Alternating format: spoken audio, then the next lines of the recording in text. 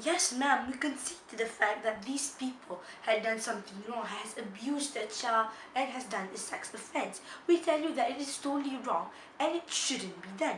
Yes, but we also tell you that, ma'am, that it is really unjustified for you to take away someone's right on having a family because they had done something wrong once. So, what I'll be doing here for today is very simple. I'll be clearing up to you on why we believe that not letting the sex offenders and child abusers to have a family is really wrong and it shouldn't be done that way. And I'll be also clearing up to you on our substantive for today on how by them having a family, it wouldn't risk the safety's family or how the government put it, right? And then I'll be lastly concluding all back together and we'll be and we'll be proving to you why that these but that why that the opposition here for today should take this debate. So let's see on why we believe that this shouldn't be done, right? Ma'am, we tell you that these people, these sex offenders, these child abusers are just human. Everyone's human living on this planet.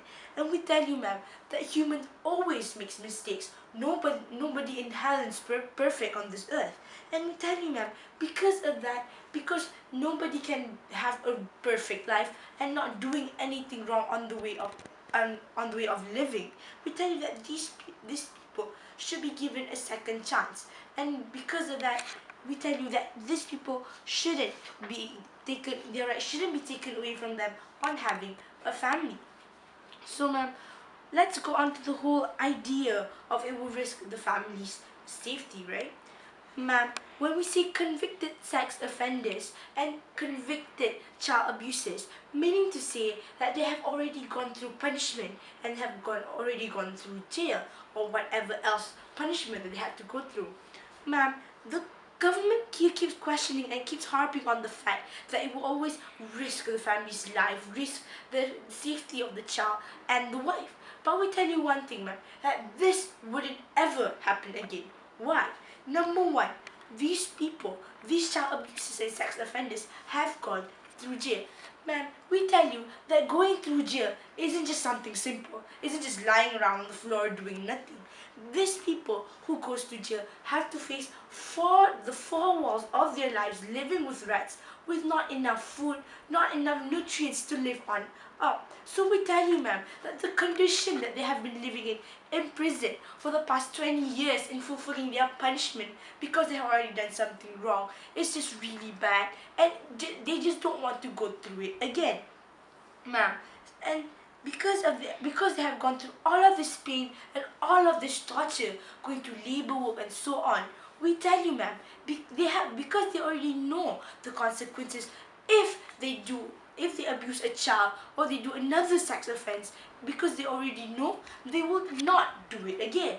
And besides that, ma'am, what's happening in status quo is usually these sex offenders and usually these child abusers, they will not only be put to punishment, but they will also be put to rehabilitation. And this is another thing on why they wouldn't do it again, ma'am. Number one, when you have gone through rehabilitation, you don't just, like I said before, it's not like you're not doing anything.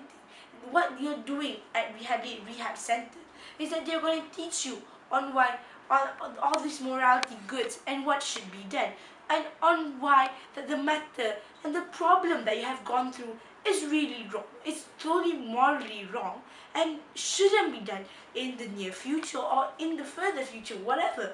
So we tell you, ma'am, that because they have gone through these rehabs and because they have a sense of awareness on why this whole particular problem and matter is wrong, they wouldn't do it again. So right now they have two things on them.